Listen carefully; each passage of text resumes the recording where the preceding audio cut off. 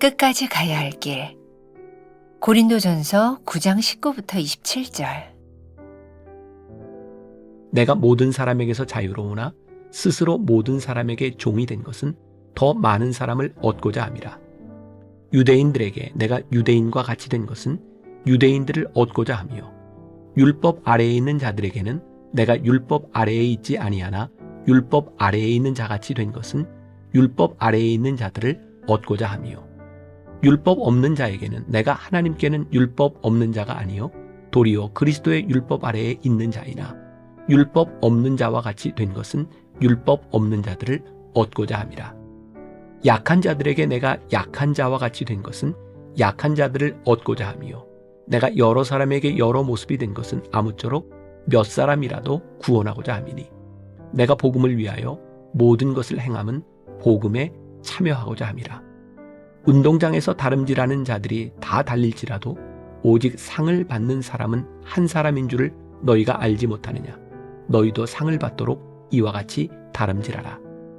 이기기를 다투는 자마다 모든 일에 절제하나니 그들은 썩을 승리자의 관을 얻고자 하되 우리는 썩지 아니할 것을 얻고자 하노라. 그러므로 나는 다름질하기를 향방 없는 것 같이 아니하고 싸우기를 허공을 치는 것 같이 아니하며 내가 내 몸을 쳐 복종하게 함은 내가 남에게 전파한 후에 자신이 도리어 버림을 당할까 두려워함이로다.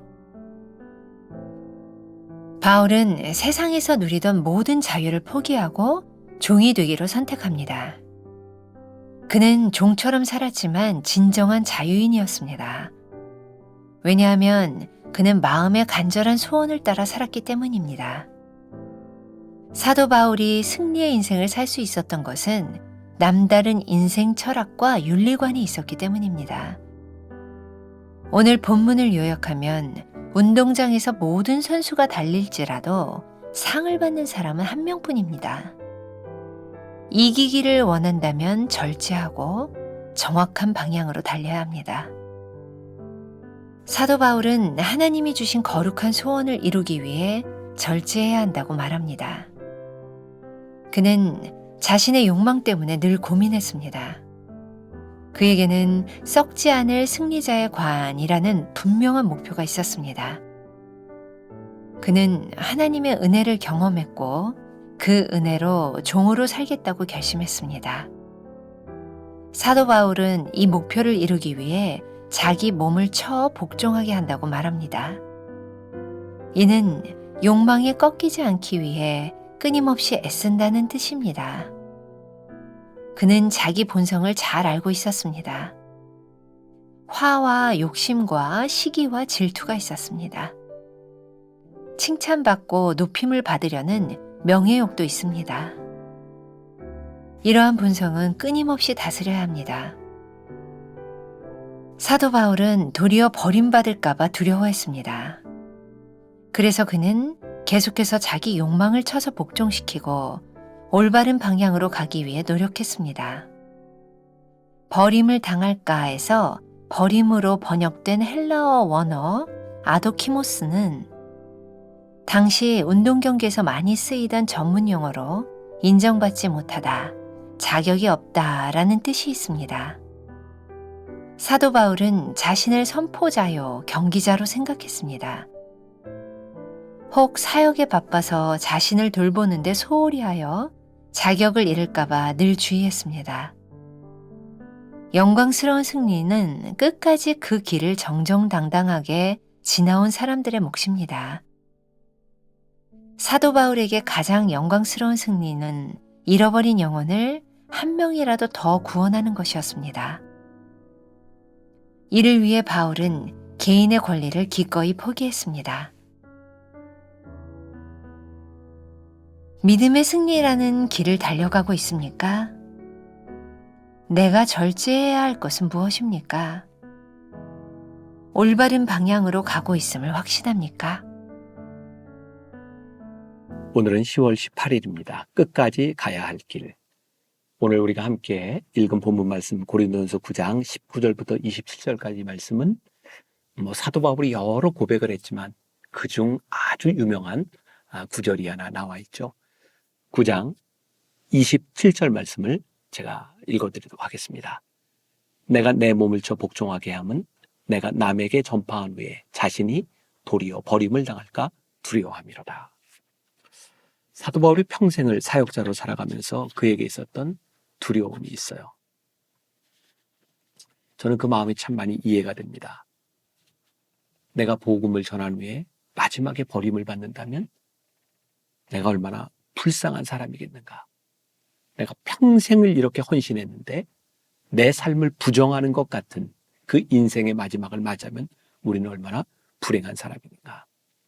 사도 바울은 끊임없이 자신의 사역에 대한 그런 고백을 하고 있죠. 자, 여러분 첫 번째 문단에 보면 바울은 세상에서 누리던 모든 자유를 포기하고 종이 되기로 선택합니다. 사도 바울은 여러 곳에서 자신이 종이다라는 표현을 많이 쓰고 있어요. 또 내가 자유인이지만 내가 기꺼이 종이 되기로 했다. 그러니까 그의 삶의 모든 자유를 종이 되는 곳에 썼다는 거예요. 우리가 흔히 이야기하는 자유의 종이죠. 그는 어쩔 수 없이 종이 된 사람이 아니라 기꺼이 종이 되기로 결심했다. 왜냐하면 그는 하나님의 은혜를 경험하고 그 은혜에 겨워 살아가는 길이 이것이라고 생각했기 때문에 한 사람이라도 더 하나님을 알 수 있도록 헬라인에게는 헬라인처럼 유대인에게는 유대인처럼 자유자에게는 자유인처럼 종된 자들에게는 종처럼 살았던 그의 인생. 그러니까 그의 고백에서 보면 그가 얼마나 그의 삶을 치열하게 살았는가라고 하는 것을 우리들이 알 수 있을 것 같아요. 제가 이 고린도전서 말씀을 가지고 강해를 하면서 고린도전서만 가지고 2권의 책을 썼어요.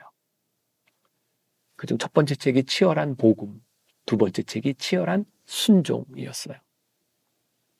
제가 이 고린도전서를 강해하면서 저에게 느껴졌던 마음, 그 단어 하나가 딱 제 가슴을 사로잡았는데 그게 뭐냐면 치열함이었어요. 야, 사도 바울은 진짜 인생을 치열하게 살았구나. 그리고 제 마음 가운데도 제가 사도 바울과 같은 그런 마음의 소원이 생겼던 거죠. 하나님, 제가 인생을 치열하게 살고 싶습니다.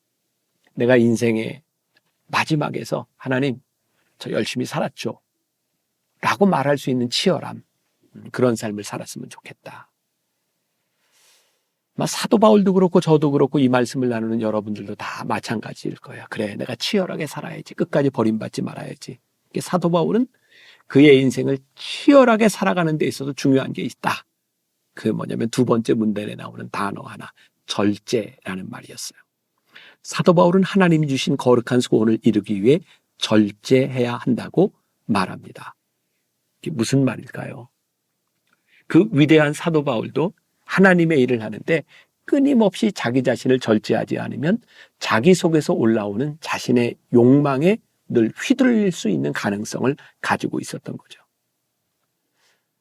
우리들의 삶에는 참 끊임없는 우리들의 욕망들이 이렇게 솟아나는 것 같아요. 여러 가지 욕망이 있겠지만 결국 이렇게 따지고 보면 욕망이라고 하는 것이 내 마음대로 하겠다. 내가 조금 더 편해지겠다. 그런 욕망이 아닐까요? 내가 더 어렵게 살기 위해 욕망이 생기는 사람이 있을까요? 결국은 우리의 편안함에 대하여, 우리의 가지고 있는 본성에 대하여 굴복하고자 하는 그런 욕망들인 거죠. 사도 바울은 그 자신이 알았어요. 하나님, 제가 늘 절제하지 않으면 제 속에서 일어나는 이 욕망, 이 욕심을 끊어낼 수 없습니다. 어떤 사람에게는 명예욕일 수도 있고, 어떤 사람에게는 정욕일 수도 있고, 어떤 사람에게는 음식에 대한 것일 수도 있고, 우리들의 삶에 끊임없이 우리들에게 올라오는 이 욕망, 이 본성을 다스리는 이 절제가 없다면 우리는 끝까지 이 길을 갈 수 없다는. 사람들이 그런 얘기를 종종 합니다. 나이 들면 사람들이 참 변하는 것 같습니다. 이유가 뭘까요? 변한다는 말이 전제하는 게 있겠죠. 변기 전에 그 사람의 모습이 있는 거예요. 누군가 변했다고 하면 변하기 전에 그 사람은 아주 치열한 삶을 살았을 수도 있고 선명한 비전을 가지고 있는 사람일 수도 있고, 그런데 어느 날 보니 그 사람이 변했어요. 사도 바울의 말을 빌리자면 어느 순간부터 그의 삶에 절제가 사라져 버린 거예요. 오늘 우리가 이 말씀을 묵상하면서 우리들에게 회복되어야 될 우리의 마음속에 나타나야 되는 단어가 있어요. 나는 절제하는가? 돌아가신 저희의 아버님이 30대 때 군목 생활을 하시던 때 은혜를 받으셨어요. 그리고 저희 아버님은 30대 때 유명한 부흥사가 됐죠. 옛날에 삼순 선교회라는 게 있었어요. 30대 유명한 부흥사들. 조용규 목사님, 신현균 목사님, 뭐 이름 되면 알만한 많은 분들. 그 당시에 한국 사회에 70년대, 80년대 30대 유명한 부흥사들이 있었어요. 저희 아버님도 그 중에 이제 하나셨죠. 30대 군목으로 있던 시절 저희 아버지가 은혜를 받기 전, 전 뭐 나중에 들은 이야기지만 바둑과 낚시를 그렇게 좋아하셨대요. 저희 어머니의 늘 기도 제목, 남편인 목사가 저렇게 낚시하고 이렇게 바둑만 두면 어떡하지? 근데 저희 아버님이 은혜를 받고 나서 딱 집에 돌아와서 하셨던 일이 낚싯대를 부러뜨리고 바둑판을 쪼개는 일이었다 그래요.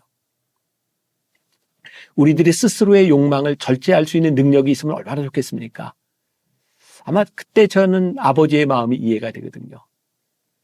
내가 욕망을 이길 만한 충분한 능력이 없다면 욕망에 휘둘리지 않도록 근거를 제거하는 것도 참 중요하겠다. 아마 은혜를 받았던 저희 아버님은 단호하게 낚싯대를 부러뜨리고 바둑판을 쪼개는 일이었던 것 같아요. 오늘 여러분들에게 그런 도전을 드릴 수 있을 것 같아요. 내가 이 끝까지 이 길을 가기 위하여 내가 쪼개고 내가 부러뜨려야 하는 일이 무엇인가?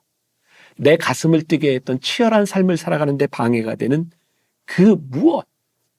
욕망, 정욕, 그것은 우리들에게 무엇일까? 오늘 사도 바울이 가졌던 두려운 마음을 가지고 우리들이 마지막에 버림을 받으면 어떡하지? 내 삶을 전체적으로 부정하는 일이 일어나면 어떡하지? 두려움을 마음을 가지고 우리들이 절제해야 되는 것은 무엇인가? 세 번째 문단에 보니까 굉장히 중요한 표현이 나와 있죠. 버림을 당할까에서 버림으로 번역되는 헬라어 원어 아도키모스라고 하는 말은 당시 운동 경기를 하던 사람들이 쓰던 말이라는 거예요. 운동 경기를 하는데 어느 날 그 경기장에서 너 디스퀄리파이 됐어. 너 자격이 없어 라고 쫓겨난다면 그게 얼마나 불행한 일인가, 얼마나 창피한 일이겠는가. 우리가 복음의 삶을 살아가는 은혜의 여정을 가는 이 가운데서 어느 날 너는 여기에 자격이 없어 라고 쫓겨난다면 얼마나 불행한 사람들이겠는가. 그래서 오늘 우리들이 사도 바울의 이 이야기를 붙들고 내가 끝까지 가야 할 이 길에서 내가 붙들어야 되는 것이 무엇인가를 우리들이 분명히 생각할 수 있어야 돼요. 오늘 여러분들의 글을 하나 읽어드리면서 말씀을 마무리하려고 하는데 유명한 축구선수 이영표 씨가 쓴 노력의 법칙, 생각이 내가 된다에 나오는 글이에요. 좋습니다. 한번 들어보세요. 이 책을 읽는 어떤 사람은 최선을 다했음에도 주님이 허락하지 않으시면 어떻게 하지? 라는 마음이 들 수도 있다. 하지만 이러한 의심은 언제나 최선을 다하지 않고 있는 사람에게만 드는 생각이다. 최선은 곧 쉬지 않고 일하시는 하나님의 성품이기도 하다. 최선을 다하게 되면 곧 이러한 의심은 사라지고 내부에서부터 흘러나오는 지속적인 기쁨과 만족감을 느끼게 될 뿐만 아니라 발전하는 자신의 모습 속에서 오히려 미래에 대한 확신을 갖게 된다. 누군가 마음속에 만약 열심히 했는데 충분히 발전하지 못하면 어떻게 하지? 라는 의심이 든다면 내가 아직 최선을 다하지 않고 있구나라고 생각해도 좋다. 우리가 우리의 현재 자리에서 최선을 다할 때 이러한 의심은 마음속에 들어설 공간이 없다. 하나님은 우리에게 하루 24시간이라는 동일한 시간을 주셨고 노력과 시간, 인내가 만나면 누구든지 발전할 수 있는 은혜를 이미 허락하셨다. 단 노력이 일정한 시간과 충분한 인내를 거쳐야만 결과가 나온다는 단서를 두셨을 뿐이다. 물론 노력을 객관적으로 평가하기란 정말이지 어렵다. 어떤 사람은 2시간을 노력하고 충분하다고 생각하는 반면 또 어떤 사람은 10시간을 노력하고도 충분하지 않다고 느끼기 때문이다. 우주선이 대기권을 벗어나기 위해 제2의 우주 속도를 낼 때 온도가 높고 속도가 빠르듯 노력에 대한 결과도 한계점을 넘어설 때 더욱 발전한다. 체력이 강해지는 방법도 마찬가지다. 우리 몸은 힘든 근육 운동을 하면 시간이 지날수록 에너지가 소비되어 근력이 자연스럽게 떨어지고 휴식을 취하면 근력이 회복되기 시작한다. 기존의 체력보다 더 좋은 체력을 기르기 위해서는 반드시 자신의 한계를 넘는 근력 훈련을 해야 한다. 한계점을 넘는 근력 훈련은 미세한 근육의 파열을 가져오는데 그 순간 통증이 발생한다. 이때 발생하는 통증이 바로 체력을 성장시키는 핵심이다. 그 통증과 함께 휴식을 취하면 근육의 조직이 회복되는 과정에서 근력이 이전보다 더 강해지는 것이다. 근육이 강해지기 위해서 자기 근력의 한계점을 넘어서는 고통을 감수해야만 하는 것처럼 우리의 발전도 우리 자신의 한계점을 넘나드는 고통을 감수할 때만 드디어 속도가 붙기 시작한다. 만일 우리가 절제한다고 하는데 내가 절제했는데도 안 되면 어떡하지? 라고 이야기한다면 이영표 씨의 말을 빌어서 당신은 아직 제대로 절제하는 게 아닙니다.